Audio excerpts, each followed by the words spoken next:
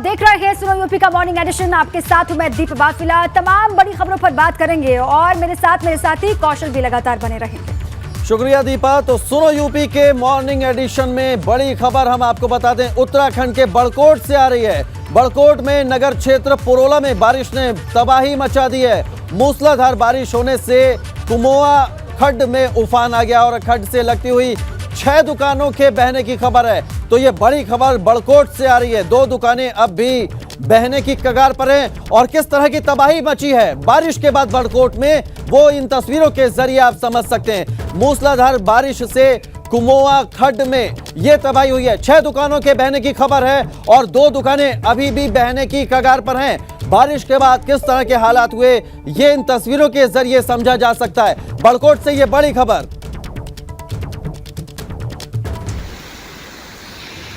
नगर क्षेत्र पुरोला में बारिश ने तबाही मचाई है। बड़कोट से ये एक्सक्लूसिव तस्वीरें आपको दिखा रहे हैं।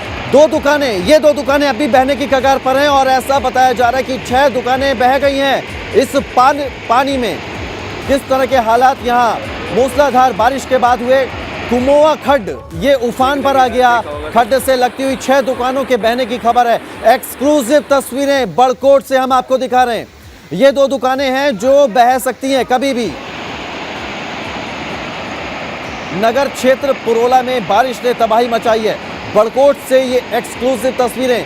उत्तराखंड में मौसम विभाग ने आज भी बारिश का येलो अलर्ट जारी किया है और उसका असर लगातार देखा जा रहा है। बड़कोट में भारी बारिश हुई और इसके बाद ये कुमोआ खड्ड है जो उफान पर आ गया।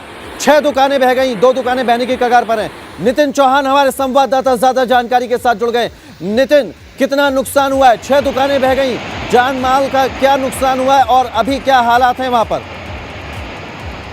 देखिए ये जो पूरा मामला देर रात का है और जिस तरीके से रात को मूसलाधार जो बारिश हो रही है इसका सबसे ज्यादा जो असर है यमुना घाटी के पुरोला में सबसे ज्यादा देखा गया है। और ये पुरोला में जो है कुमोला रोड में सीरीज वाइज दुकानें बना करती थी। आप तस्वीरों में साफ देख सकते हैं किस तरीके से एक सीरीज में दुकानें बनी हुई है। इसी सीरीज में जो दुकानें हैं करीब 6 दुकानें जो कुछ दिनों पहले ही जो उफान, ये जो नाला जो आता है कुमोला नाला, इससे पूरी तरीके से ये खोखला हो चुका था। लेकिन जो रात को जो देर रात को जो बारिश हुई, मूसलाधार बारिश, इसमें ये 6 दुकानें पूरी तरीके से बह गई है। 2 दुकानों को नदी जो उफानी नाला है उसके बीच में देखा जा सकता है किस तरीके से कैसी दुकानें रही होगी वो। पर इसके साथ ही अगर हम बात करें कौशल, तो 2 दुकानें अभी भी जो बहने की कगार पे है। कुमोला नाला अभी भी अपने उफान पे है। ये ताजा तस्वीरें हैं जो हम दर्शकों को दिखा पा रहे हैं। कौशल, क्या किसी तरह का रेस्क्यू ऑपरेशन या प्रशासनिक टीम वहां पर पहुंची है?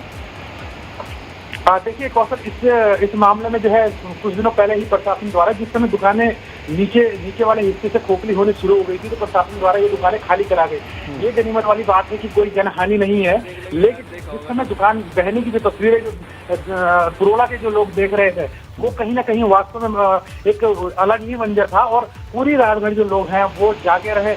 क्योंकि तस्वीरों में भी आप साफ देख सकते हैं किस तरीके से एक कुमोला रोड के पास जो कुमोला गलेरा बहता है वहाँ सीरीज वाइज दुकानें लगी थी और इन दुकानों में 6 दुकानें पूरी तरीके से बह गई है। हालांकि अभी प्रशासन मौके पर मौजूद है और क्योंकि अभी जो बारिश का जो सिलसिला अभी हल्की बारिश वाले हो रही है, इसमें रेस्क्यू वाला कोई ऑप्शन बचता नहीं है क्योंकि दुकानें पहले ही खाली करा दी गई थी। कौशल, चलिए बहुत शुक्रिया नितिन, आपका नजर बनाए रखिएगा। फिलहाल इस जानकारी के लिए बहुत शुक्रिया। आगे बढ़ते हैं। सपा की यात्रा के जवाब में सुभाषपा यात्रा निकालेगी ओम प्रकाश राजभर। 15 अगस्त के बाद से यात्रा निकालेंगे और इस यात्रा का नाम है सावधान यात्रा, जो प्रदेश के सभी 75 जिलों में यह यात्रा निकाली जाएगी और इस यात्रा का समापन बिहार की राजधानी पटना में होगा। तो यह बड़ी खबर, सपा की यात्रा के जवाब में सुभाषपा यात्रा निकालेगी, सावधान यात्रा इसे नाम दिया गया है। ओम प्रकाश राजभर 15 अगस्त के बाद सावधान यात्रा निकालेंगे। यह सावधान यात्रा 75 जिलों में यूपी के निकलेगी।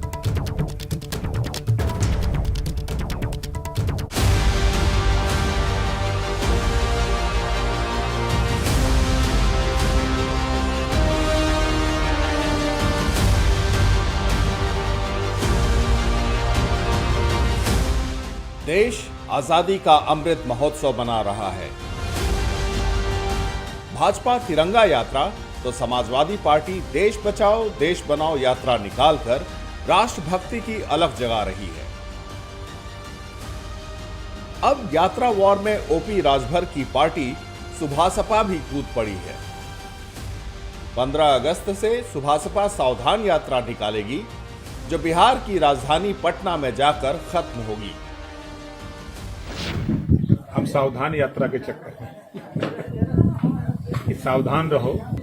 पूरे उत्तर प्रदेश के 75 जिले में यात्रा होगी। इसका समापन गांधी मैदान पटना में। दरअसल समाजवादी पार्टी ने सुभासपा के गढ़ गाजीपुर में देश बचाओ देश बनाओ यात्रा की शुरुआत की। इस यात्रा के बहाने समाजवादी पार्टी अपनी जमीन टटोलने की कोशिश कर रही है, क्योंकि उनके मुख्य सहयोगी ओम प्रकाश राजभर अब अलग हो चुके हैं। ऐसे में जब भी मौका आता है तो राजभर अखिलेश पर हमला करने से नहीं चूकते। जो 4-4 वर्ष सत्ता में रहे हैं, जो आपके बीच में समझाने आ रहे हैं, आप इनसे पूछो कि सत्ता में जब थे आपने हमारे लिए क्या किया। सत्ता से बाहर आते हो तो हम दिखते हैं, और सत्ता में रहते हो तो हम क्यों नहीं दिखते। गाजीपुर में निकाली गई पदयात्रा में सपा के 2 विधायक भी गायब रहे, जिसे लेकर ओपी राजभर ने बड़ा इशारा कर दिया। देखिए, समाजवादी पार्टी हमसे बड़ी पार्टी है, 111 में। आने दीजिए लोकसभा का चुनाव, अभी तो 2 ही देखे हैं। आप देखिएगा, मैं जब कहता था बीजेपी से 1 दर्जन मंत्री और सैकड़ों विधायक ले आ रहे हैं, लोग नहीं मानते थे। जब शुरू किया तो बीजेपी चौकन्ना हो गई। अभी कुछ बता देंगे तो काम। ओपी राजभर सियासत के पुराने खिलाड़ी हैं। लोकसभा उपचुनाव के बाद चीजें बदल गई हैं, जिसका एहसास ओपी राजभर बीच बीच में अखिलेश यादव को कराते रहते हैं। देखिए, ऑस्ट्रेलिया से वो पढ़े हैं, और जिस विषय से पढ़े हैं वो इस समय सीजन चल रहा है ना।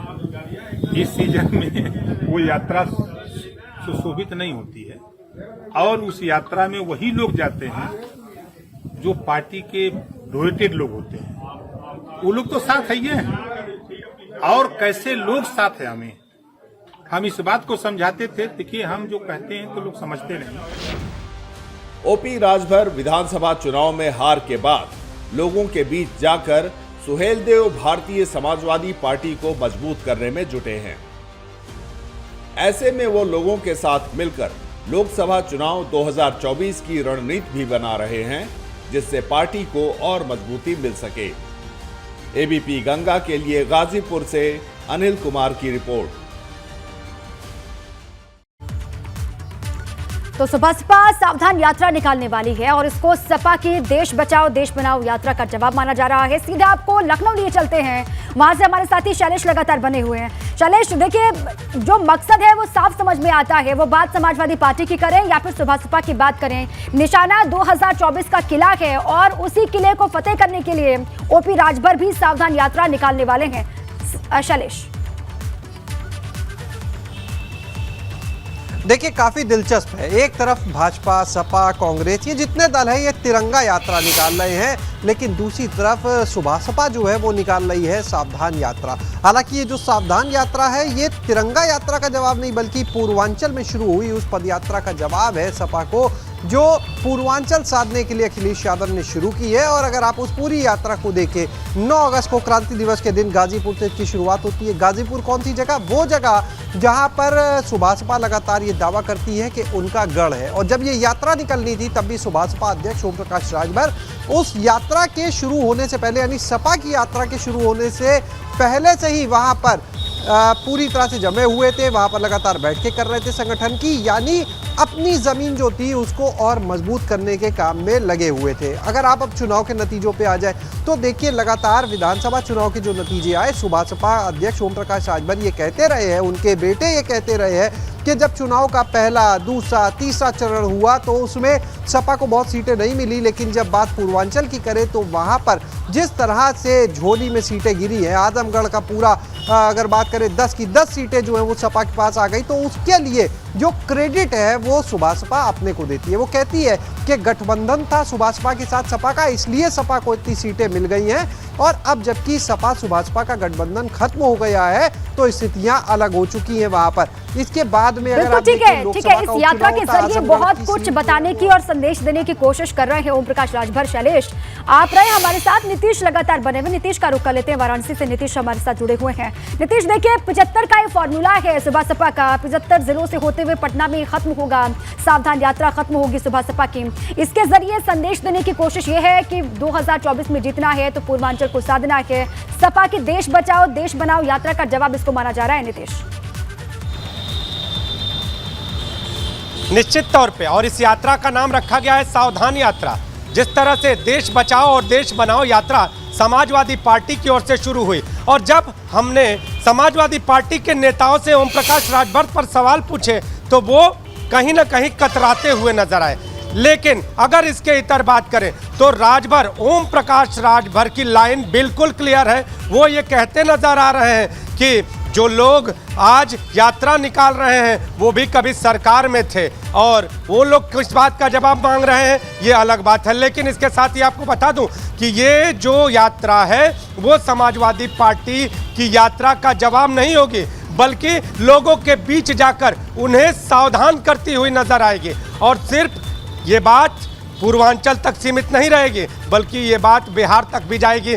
तो क्या सुभाषपा अब बिहार में भी पांव पसारना शुरू करने वाली है? ये सारे बड़े सवाल हैं। लेकिन इसके साथ अगर यूपी और पूर्वांचल की सियासत कर खास तौर पर गौर करें तो यहाँ पर यात्रा से यात्रा का जवाब देने का जो प्रयास है उसमें समाजवादी पार्टी और सुभाषपा आमने सामने दिखाई दे रही है।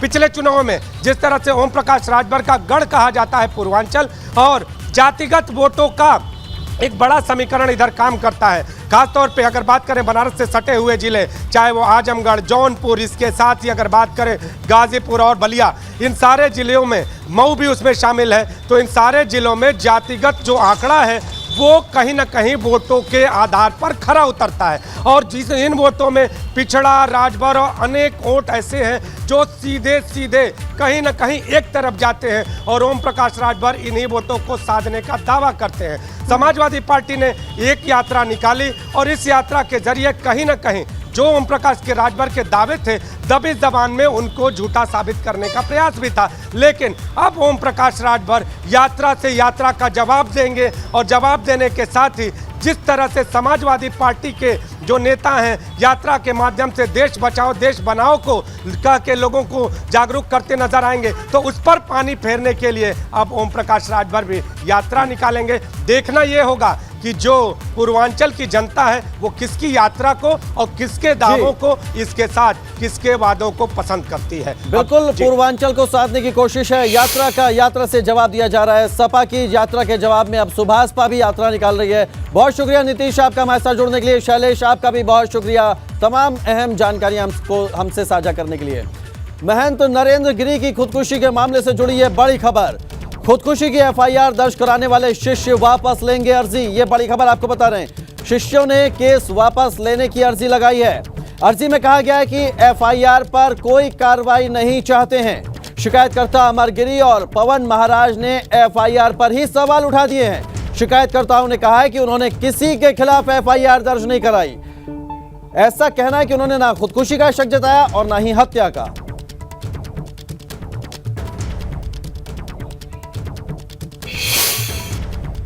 और इसी खबर पर ज्यादा जानकारी के साथ प्रयागराज से हमारे संवाददाता मोहम्मद मोइन हमारे साथ जुड़ गए। मोहम्मद मोइन, महंत नरेंद्र गिरी की खुदकुशी के मामले में एफआईआर दर्ज कराने वाले शिष्य अब उस अर्जी को वापस लेना चाहते हैं। क्या ये पूरा मामला है, विस्तार से समझाइए।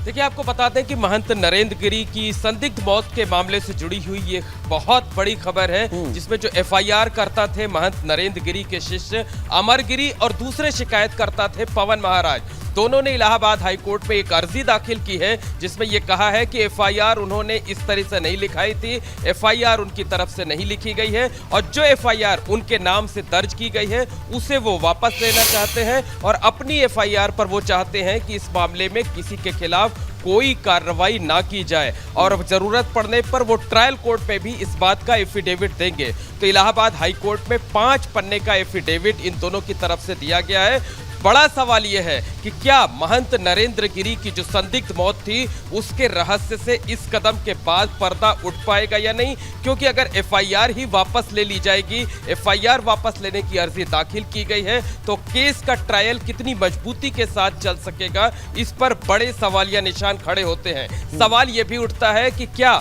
घटना के वक्त 20 सितंबर 2021 को कोई साजिश रची गई थी, इन दोनों का नाम सामने करके एफआईआर जल्दबाजी में लिखा दी गई थी, या ये दोनों अब किसी दबाव में हैं या किसी साजिश का हिस्सा हैं। तो तमाम अहम सवाल हैं जिनके जवाब आने बाकी हैं, लेकिन ये बहुत चौंकाने वाला तथ्य है कि साधु संतों की सबसे बड़ी संस्था अखिल भारतीय अखाड़ा परिषद के अध्यक्ष रहे महंत नरेंद्र गिरी मामले में जिन लोगों ने एफआईआर दर्ज कराई, अब वही लोग एफआईआर वापस लेना चाहते हैं। उनका साफ तौर पर कहना है कि उन्होंने पुलिस को सिर्फ महंत नरेंद्र गिरी के शरीर शांत होने यानी उनके निधन की सूचना दी थी। उन्होंने आत्महत्या, हत्या जैसी कोई बात नहीं कही थी। उन्होंने किसी पर शक नहीं जताया था। उन्होंने किसी को घटना में शामिल होते हुए नहीं देखा था, और वो ये चाहते हैं कि उनके नाम से जो एफआईआर दर्ज की गई है उसे वापस लेना चाहते हैं, और वो चाहते हैं कि इस मामले में किसी के खिलाफ कोई कार्रवाई ना की जाए।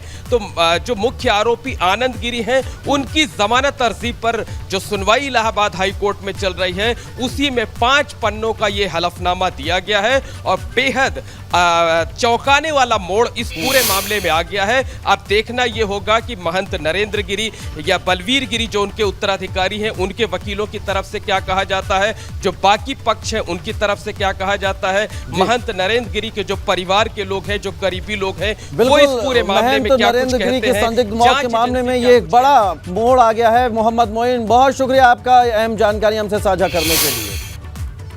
चलिए, और इसी खबर के साथ सुनो यूपी के मॉर्निंग एडिशन में इतना ही, लेकिन एबीपी गंगा पर खबरों का सिलसिला लगातार जारी है।